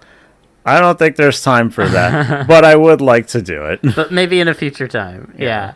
I did have a question from TF Inferno, so thank you for joining us on the stage, TF Inferno. What question did you have? Yeah. First of all, thank you so much for the question. Yep. I appreciate it. I think the way that I would kind of pitch how to approach creating TF art from scratch, like in today's day and age, it's easy to say, oh, just create what you want to see. And that's like a base level. I think that everyone under the sun has said that. But specifically when I think about like this kind of moment in time with like, the shifting like online sites, some are disappearing, there's like some fracturing going on, we have like new events cropping up like this one and such. When it comes to going about creating stuff, I really think and believe that one of the best things you can do for yourself as an artist is to first start on learning some of the fundamentals before you start putting yourself out there. And the reason why I say that is, there's obviously something to be said about, posting art online, getting feedback and such. But I found that the ability to get meaningful critique has somewhat declined over the years, to be frank.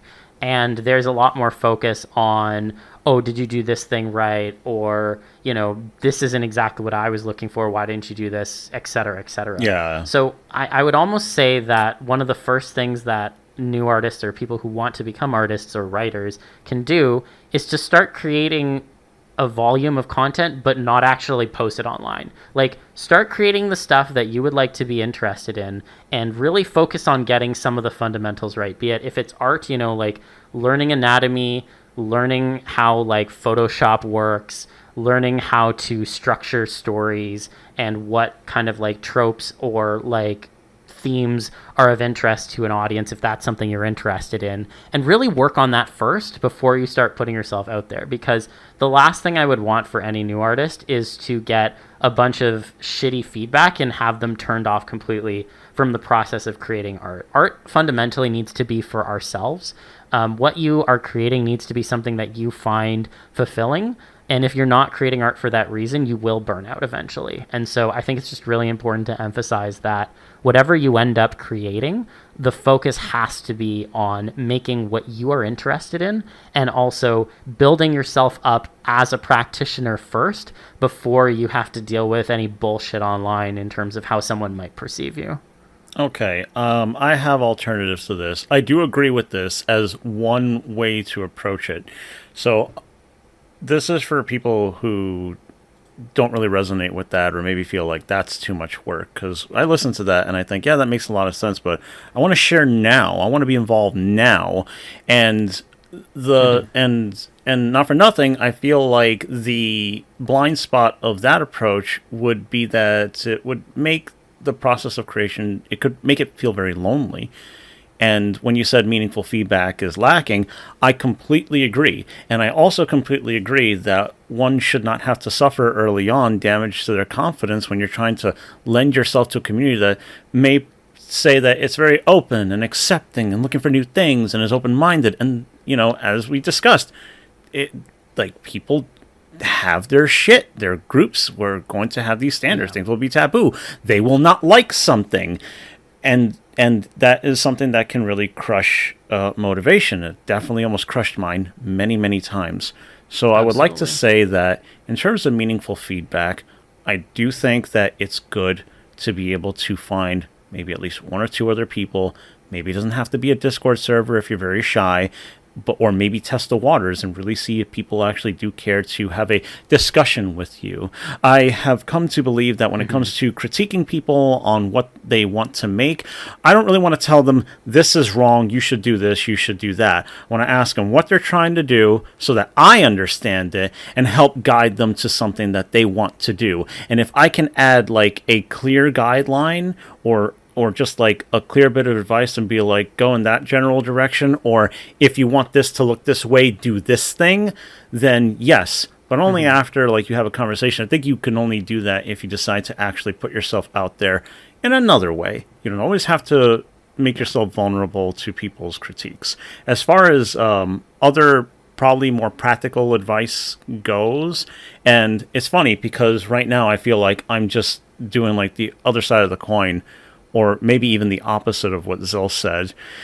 I think that it can be very overwhelming to look at something like transformation and think, I need to be good enough at drawing a human body, many kinds of human bodies, because just like drawing the one kind, one body type can take a lot of work for somebody. But then you have to absorb animal anatomy, and you have to maybe if you want like environments and stories, then you have to learn perspective. Then you got to learn rules of this and that.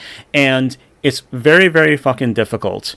So my advice for that is piggybacking off of what Zil said, make sure it's the thing that you are most interested in doing, because then you can build off of that. I want to draw people. I love the human body because also when I took my like one art history class and I was looking at other people's art and how they express these things, whether with intricate master detail or with like the broadest gestures, I wanted to be able to express that. And then, you know, okay, I want to do that, but that's really hard. But at least I know that I want to do it like the Renaissance paintings with like the very dramatic angles and the body folds and the musculature and everything like that. Okay, I want to do that. Okay, that's hard. Oh, I want to do transformation. Do I really have to learn, like, wait, what the fuck does a dragon look like? Where do I start? What's the authority? You want to be able to just kind of do it. Experiment. If you want advice, I think you ought to be able to find it in at least some people. Even if it's just a friend who's just like, yeah, I kind of like that. This looks a little weird, but I think if you were to just kind of make it like the other thing, you can find meaningful critique in all kinds of pockets. And yes, not everybody's advice is going to be valid, correct. Some of it is shit, but when you can find like spaces or like a few people, I think that's going to be good. I think that generally what I'm trying to say is use your observational skills to just kind of show what the thing is supposed to look like. If you got that going, then you're doing it right, and you can get into the nitty-gritty as you go. Just be open to actually learning the thing. I see we have another question from another audience member. Yes, we have a Dalek here with a question. Cannot hear you. If you're speaking, I cannot hear you. Yep. Yes, we can. That is a great question. So in terms of the most common trope that I've seen over the years, I think one thing that always comes out, and this is fairly basic, but bear with me for a second. I think one thing that I see a lot of is magic that's being used in a cruel way. You did this like somewhat minuscule thing, and now there's going to be an overcorrection, and you're going to be turned into this thing in response to that. I think it's a trope that's old as time. It comes off a lot in terms of various different even like mythology and such. Like you think about like Aesop fables or any sort of like kind of folklore.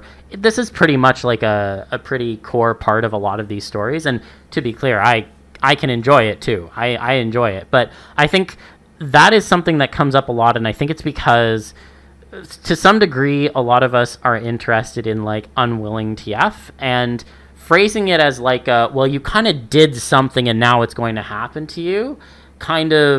I think it removes a little bit some of the rough edges around like forcing a transformation onto someone. So for us as people, it's a way for us to enjoy it while still being like, well, someone ended up they fucked up and now this is happening to them. And I think there's that like direct correlation between the two that makes it easier on people's minds to then get behind it. And like, let's be honest, as a lot of people who are into getting transformed too, it's like, oh no, you did this thing and now you're going to transform. We're like, oh no, this is awful. Like, obviously we're into this. So I think that's why it comes up a lot. I don't know. I've noticed it comes up like time and time again. Yes, I will be punished for calling you out on this, Katana. So anyways, I don't know. What do you think, Libra?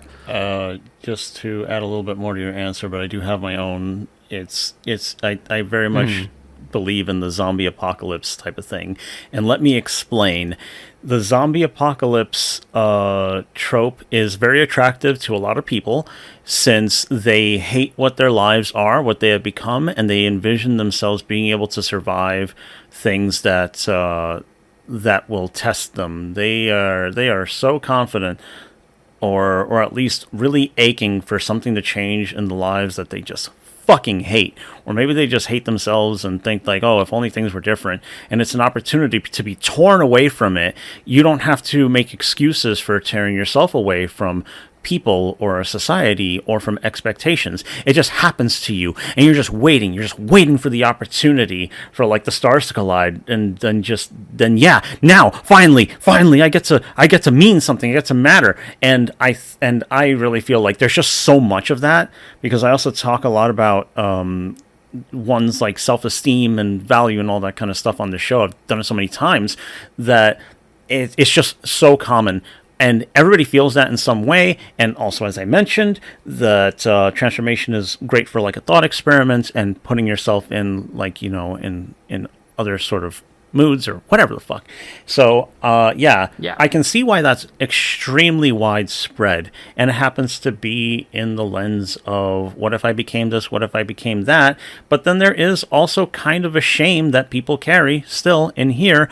And I dare to say that I think that as open as people are about wanting to be this or wanting to be that, no matter how weird, kooky, or cringy, or whatever the fuck it is, there is a bit of shame that goes with it that you get absolved of if it's just an accident. Mm-hmm. And besides, the appeal of accidents also has to do with it could happen. It could happen at any time. You're never completely safe. And that's a fun thing to play about because accidents are real. and weird shit happens. Yeah.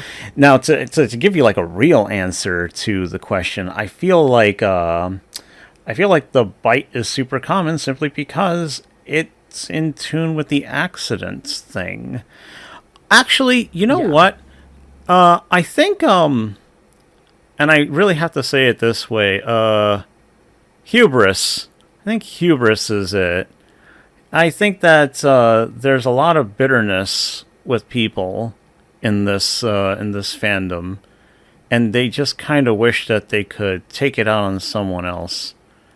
Because the cruelty that you mentioned comes with the framing of people who think, oh yeah, I'm going to be able to just make this happen or take this.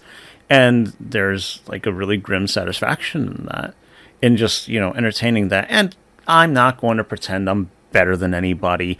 My like revenge fantasies and shit like that don't revolve around like changing people into an animal or making them whatever. But like, I get it. But I also kind of like try to examine like where that's coming from and like why that would even come up for me. And I think it's something that needs to be that needs a bit of self-awareness. I feel like the hubris angle is something that encapsulates a lot, because it's like, oh, here's the new thing I got. I know it's going to change me, but it'll be fine if I use a little more, if I use a little less, something like that. Yeah, shit like that. Yeah. Next question, I see Sebastian online. From Sebastian. Hello. Okay, excellent. Sorry, can you repeat it one last time? I got distracted by Katana jump scaring. Son of a bitch, man. Specifically, like how the telepathic elements would be handled. Okay, got it. Perfect. Sorry, I just need to clarify. Thank you. And also, I see Libra now has a snap pause, which is great. I've been punished. So, I guess I should have seen this coming. In terms of how I think it could be handled, I think one of the things I really like about a lot of like telepathic species in particular is the ability to connect with others on a level that we don't really have the ability to properly conceptualize. Like, fundamentally, we cannot fully ever understand how telepathy may affect someone. And so the idea of having that then get integrated in is something that's so cool to me. And I think that one of the interesting ways you can play that into like a story in particular, because I think this would be something that would lend itself more to stories, is the idea of having like those other voices starting to like enter the thoughts of the protagonist, so to speak, and them starting to grapple with, oh my God, I'm hearing someone else's thoughts, and they can also hear mine. And like, how do you then kind of balance that interplay as the transformation is continuing? I think that is a really cool way that it could get integrated. And frankly, if I'm going to pick anything, it's got to be something from Mass Effect, because Garrus, my husband, is from it. So, got to go with Arachni from Mass Effect. I'm going to have to ask you what the fucking question was, because I was busy having my hands turned into these fucking things. I couldn't pay attention. You expect me to pay attention. What was the question? The question was, how would you handle like the telepathic element of someone turning into a species that has telepathy? Oh. Also, Geth are good too. I would fuck a Geth. You said that, it's so dark in here. Go ahead. Like specifically like a character. Okay, how would I handle it? Yes. I don't know if it would drive me crazy or not. I have to really handle I'd have to deal with the things that I'm morbidly curious about, but I think would definitely hurt me deeply to think about. Mm-hmm. And how I would cope with that, I'm genuinely not sure. I tend to be the kind of person who wants to know the truth more often than not. I don't really like being ignorant of things. I don't like to lie, and I don't like being lied to. So I want to know things, but to have that all the time, or have that happen to me like on the regular, it's kind of scary to me. I don't know if I brought this up before on the show. Metal Gear Solid, the first one of the good ones, has a villain named Psychomantis, and it's this character is a telepath and a psychokinetic, so move things, read minds.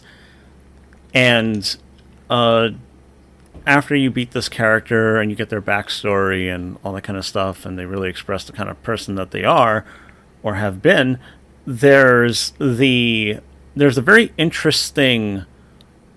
It lives in my head when it comes to telepathy. The character is wraith-like and floats for real and has a gas mask on. And Psychomantis tells the player that the reason they wear the gas mask is because it made it easier for him to read people's minds, because because covering his face forced their thoughts into his head. I imagine that if I'm turning into an alien creature or something like that, something that very clearly has like no human, like the less human, the more obvious it is I'm not supposed to be there, I'm going to get a lot of that. And so I think I'd have to deal with it by really just coming to terms with some kind of existential truth about myself, which is, am I ready for that? I genuinely don't know. Yeah. But I think that's the angle I'd have to actually think about it. I think it's not a very fun answer, but that's what I got. No, but it's still an answer. I want to make sure we get through the last few questions. Sure. So the first question, this is from Azil. And the question is, after so many episodes of the podcast, what are you tired or bored of talking about? I have an answer. I am really tired of talking about fur affinity drama. I would really like fur affinity to calm the fuck down. It's my very short and simple answer. I'm very tired of talking about it. How about you, Libra? You're all going to hate me, and that's fine, because I'm the heel of the two. I'm Jerry Lawler, he's JR, and I'm going to say that I'm tired of the post-TF. I'm tired of it. I am very tired of it. I am always tired of it. I know that people say that there isn't enough. Yes, there is a lot. There is actually a lot. I am reading... I fell ass backwards into a manga that has the entire thing of everybody was transformed after this big event, and now everybody is this, and now and people still get mutated and shit, and it's everywhere, and yes, it's fucking everywhere, but people are like, it's not enough, and there isn't any, and yes there is so much. And I guess the specific thing about post TF that I get tired of is like, oh, but it's so good, and I'm like, yes, actually, it can be fascinating. I love the thought experiment, but the idea of it good, me want more is something that I'm just kind of done with. Bring me something to think about. I know you like it, but what am I going to do with it? Okay, I'm going to keep this moving along. We have a question from Schrodinger's, and it says, I see Tanuki's always done the same kind of leaf, which I don't know if it's story related, but if there were other kinds of leaves falling down on people's heads, should they cause different effects? Yes. And why? Yes, why? Because it could be like the variety of creatures that live in them, the kind of birds, the kind of whatever. Hey, tree frogs, yay! We would like tree frogs. Also, I agree, and there should also be more Tanuki TF. And we have someone who wants to come on the stage as well. Let's see. Hi, Ponky. Welcome. Cool. Great to have you. Being a good one. Yeah. Awesome. Thank you for the question. I appreciate it. I'll go first because I am the resident character TF apologist. So I could list like 50 million, but I'll go rapid fire. Ratchet from Ratchet and Clank, duh. That's like basically just me, IRL. I would mention Rocket from Guardians of the Galaxy. I think Rocket is a really interesting, complex character who I love deeply. And also, he's just hot. I would say Shadow because it is the year of Shadow the Hedgehog, and everyone should go play Shadow Generations because he is also my husband. I have many husbands.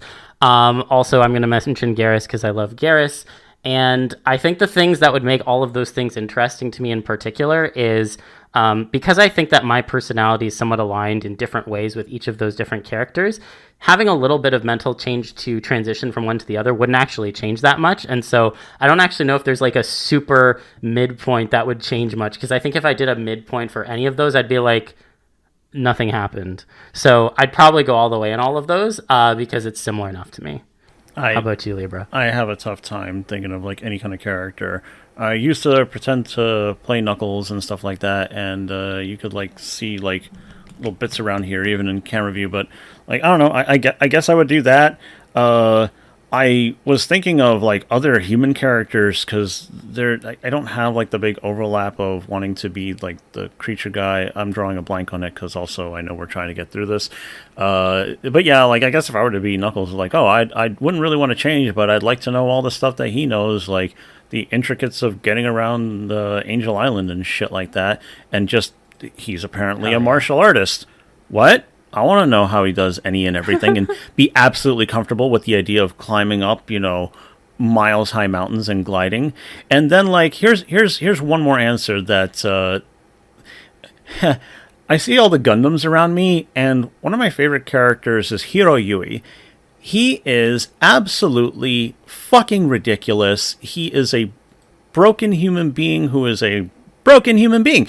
I have to say that because he is pretty much like this 14, 15-year-old kid who was trained as a soldier, and he is so fucking crazy, and he will do anything to do what he has to, and I'm like, damn, yeah, I want to know what it's like to be that confident and skilled and know what he does. He's crazy.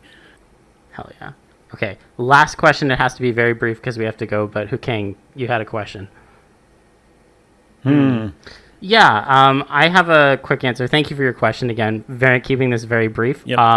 I would just say that the one that comes to mind is Upside Down TF, My Beloved, taking the trope and then flipping it literally on its head. I've seen that applied with a few different like stereotypical ones. You saw the moon in the wrong direction or some shit, and now you're transforming backwards. I love that shit. So that would be the one I would say. I don't know if you have any, Libra. I like the ones that have to do with people wanting it and wanting it more, because there's all the things like, no, I don't want this, but what if they do? And also, yeah, what if horny? Claymore does that, and it's pretty good with the horror, but also I'm like, yeah, I get it. Awesome. Well, thank you so much, everyone, for coming to the live episode. We are at time, but really appreciate everyone who came out. I know next we have Knees Don't Reverse and talking about anatomy in TF, so we will transition over to that. But if you're interested in listening to more of our show and enjoy our dynamic, you can check us out at TFTuesday Pod on YouTube. We are both on YouTube and also on every sort of streaming platform, be it Spotify, Apple Podcasts, any other ones that I haven't heard of before.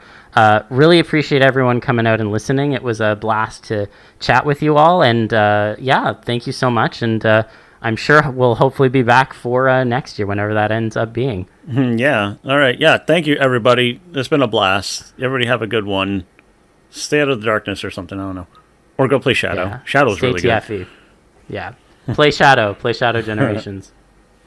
All right. Thanks, everyone. Thank you, everybody.